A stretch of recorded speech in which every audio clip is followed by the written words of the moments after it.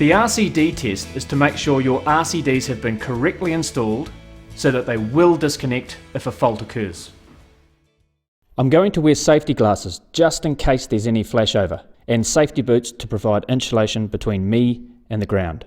We're testing for faults, and if there is a fault and you're not insulated from the ground, you're placing yourself in a hazardous situation. You do this test with a voltmeter, but you can also use an RCD tester for fault finding or to prove the trip time.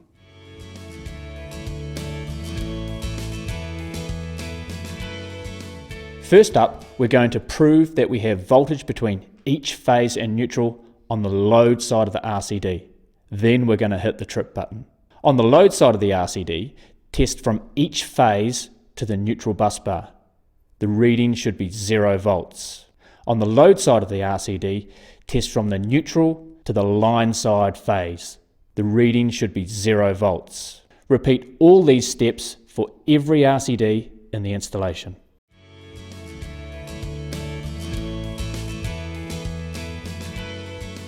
Using an RCD tester, we're going to test the RCD at half the rated current, at the rated current, and at 5 times the rated current.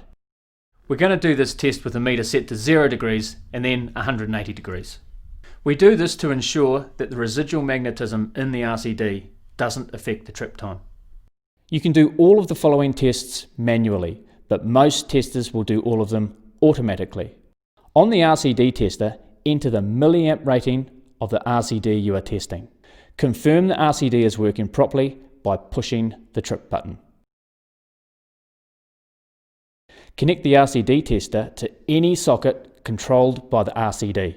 Test the RCD at half its rated current with the sine wave set to 0 degrees. Check the result. The RCD should not trip. Do this again with the sine wave set to 180 degrees. And again, the RCD should not trip. Test at the rated current with the sine wave set to 0 degrees. Check the result.